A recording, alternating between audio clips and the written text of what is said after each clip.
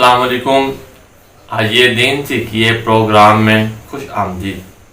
आज हमें जानेंगे कि हम रोज़मर्रा बहुत सी दुआएं करते हैं, अल्लाह से इल्तिजाएं करते हैं, नमाज़ पढ़ते हैं, उसके बाद भी हम दुआ करते हैं। वैसे भी हमें कोई भी हाजत होती है हम अल्लाह से वो मांगते हैं, लेकिन ये ज़रूरी नहीं कि हम जो भी मांगते हैं वो हम अल्लाह से मिल जाए।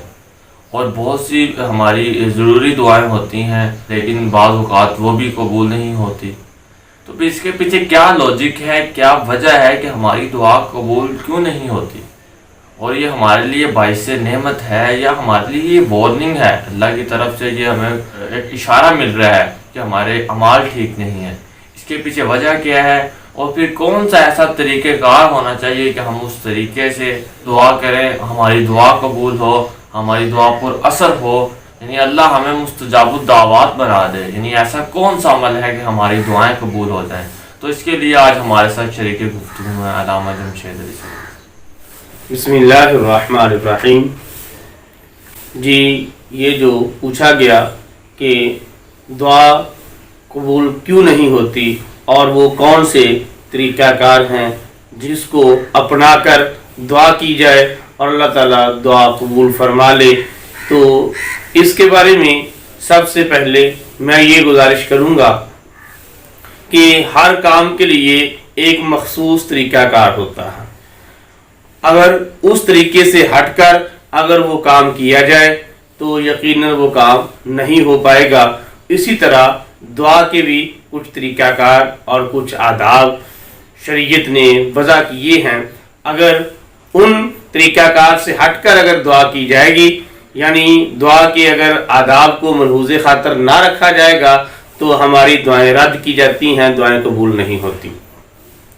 तो पहले मैं ये अर्ज़ करता हूँ कि जब इंसान अल्लाह से दुआ कर रहा हो, अल्लाह से मांग रहा हो, उस वक्त ये इंसान को पूरा यकीन और एतमाद होना चाहिए कि मैं जो बात कर रहा हूँ अल्लाह रब्बुल आलमीन मेरी बात ये सुन रहा है, मेरी दुआ को अल्लाह ताला यकीनन ज़रूर कबूल फरमाएगा। इस एतिकाद और एतिमाद के साथ जब अल्लाह से दुआ करेगा तो अल्लाह रब्बुल आलमीन कबूल फरमाएगा। जैसा कि अल्लाह ताला ने कुरान मजीद में इरशाद फरमाया कि वइदा सलका इबादी अन्नी फ़इन्नी करीब, कि जब आपसे मेरे बंदे मेरे बारे में सवाल करते हैं तो आप फ़इन्नी करीब, मैं करीब हूँ। तो उजीबु दावत दान इज़ा दान, कि जब वो मुझसे दुआ करते हैं, मुझे पुकारते हैं तो मैं उनकी दुआओं को कबूल करता हूँ। अब तो अल्लाह रब्बुल आलमीन ने कुरान मजीद में वाज़ेह फरमाया कि मैं दुआओं को कबूल करता हूँ। तो इससे पता ये चला कि हमारे मांगने में फ़र्क आ सकता है, अल्लाह रब्बुल आलमीन की अता में फ़र्क नहीं। यकीनन हमारे मांगने के अंदर वो ढंग नहीं होगा, लेकिन अल्लाह ताला का दुआ को कबूल करने के अंदर तो किसी किस्म की कोई देर नहीं करता। फ़क्त हमारे मांगने के अंदर ज़रूर कोताहियाँ और गफलत होती है। एक बात तो ये कि पूरे इत्तेकाद और यकीन के साथ अल्लाह से दुआ की जाए। दूसरी बात ये है कि रिज़्क़ हलाल का होना, कि इंसान रिज़्क़ हलाल खाए, रिज़्क़ हलाल खाकर दुआ की जाएगी तो अल्लाह कबूल फरमाएगा। यानी रिज़्क़ हराम खाने वाले की दुआएं कबूल नहीं होती।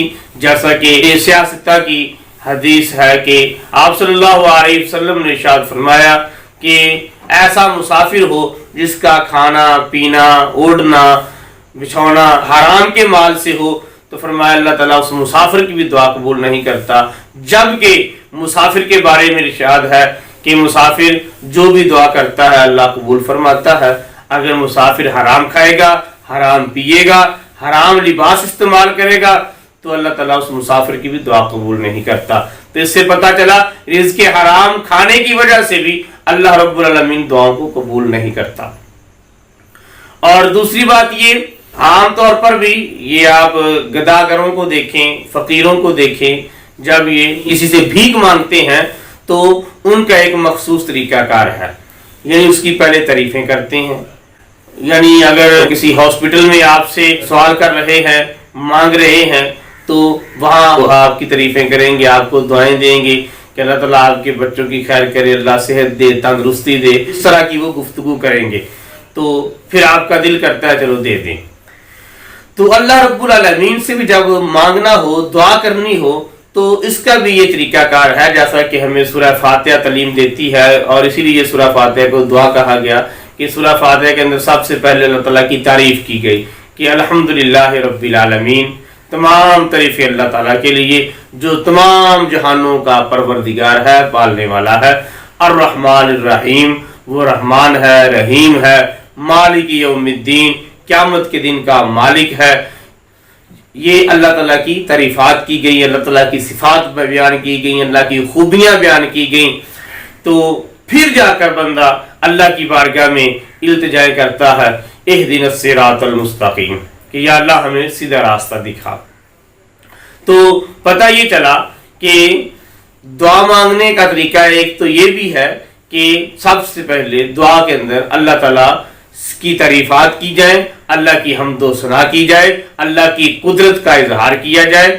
تو پھر اپنی حاجت کو رکھا جائے اور ساتھ اپنی کمزوری بھی اللہ کی بارگاہ میں رکھی جائے کہ ہم کچھ نہیں، جیسا کہ سورہ فاتحہ کے اندر ہی ہے کہ اللہ کی تعریفات کرنے کے بعد بندہ کہتا ہے ایاک نعبد و ایاک نستعین کہ یا اللہ ہم تیرے عاجز بندے ہیں، تیری ہی عبادت کرتے ہیں اور تجھی سے مدد مانگتے ہیں. یعنی اپنی ذات کی نفی کرتا ہے بندہ کہ ہم کچھ نہیں ہیں، تیرے آگے جھکنے والے ہیں. تو پھر جا کر اپنی حاجت رکھتا ہے یہ اہدنا الصراط المستقیم. ایک تو یہ جو سورہ فاتحہ کی تعلیم سے ہمیں دعا کرنے کا طریقہ ملتا ہے، یہ اپنانا چاہیے.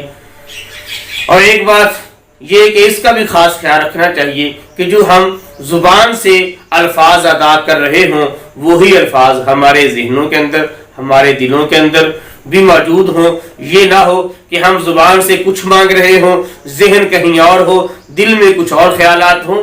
ایسے بھی دعائیں مانگنے کا یہ طریقہ کار بالکل غلط ہے اور اس طرح سے بھی دعائیں جلدی قبول نہیں ہوتی.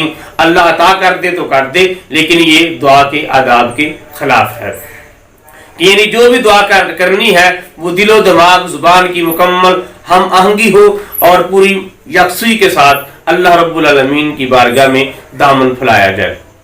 اور ایک یہ بات کہ جب انسان اللہ کی بارگاہ میں اپنا دامن پھیلاتا ہے، اللہ سے دعا مانگتا ہے، تو اس طرح دعا مانگے کہ وہ پہلے اپنے لیے نہیں، پہلے اپنے بھائی کے لیے، اپنے دوست کے لیے، اپنے والدین کے لیے، دوسروں کے لیے مانگے.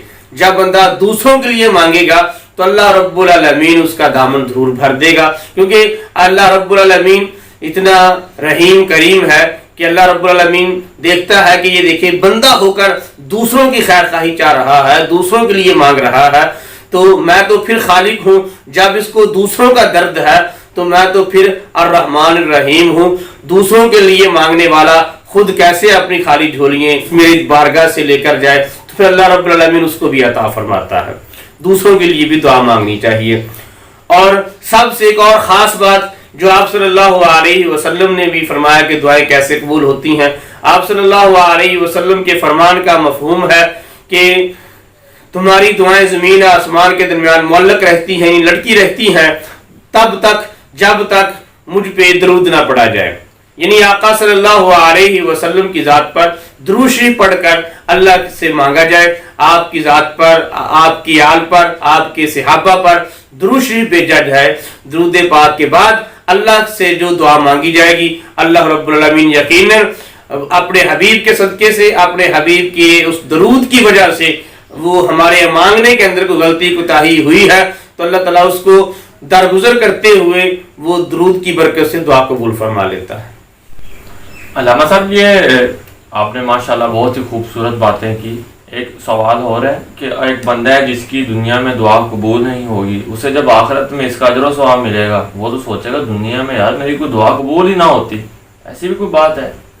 ہاں جی بالکل، اس طرح کا آپ صلی اللہ علیہ وسلم کا فرمان ہے جس کا مفہوم یہ ہے کہ بندہ جو بھی اللہ سے دعا کرتا ہے تو اللہ رب العالمین اس کو قبول فرما لیتا ہے. اللہ سے جو دعا کی گئی ہے وہ اللہ تعالیٰ بہتر سمجھتا ہے کہ اس کو کب اس کے جو ثمرات ہیں وہ دینے چاہیے. اللہ بہتر سمجھتا ہے یا تو اللہ تعالیٰ ہمیں دنیا میں ہی دے دیتا ہے، اگر دنیا میں ہمارے لیے وہ چیزیں بہتر نہ ہوں تو پھر اللہ رب العالمین اس کو محفوظ کر لیتا ہے اور اس کا اجر و ثواب وہ اس کے جو ثمرات ہیں ہمیں آخرت میں عطا کیے جائیں گے.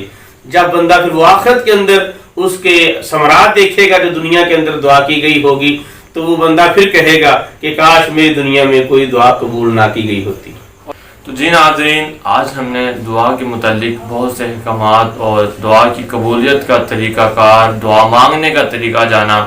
تو ہمیں اپنے لیے، اپنے خاندان کے لیے، ملک و قوم کے لیے، ملت اسلامیہ کے لیے، پاکستان کے لیے زیادہ سے زیادہ دعائیں کرنی چاہیے، اللہ سے التجائیں کرنی چاہیے، درود پاک کا اس میں اہتمام کیا جائے، اور خشوع و خضوع کے ساتھ جس طرح علامہ صاحب نے بتایا اس طرح دعا کرنے کی کوشش اور توفیق مانگنی چاہیے۔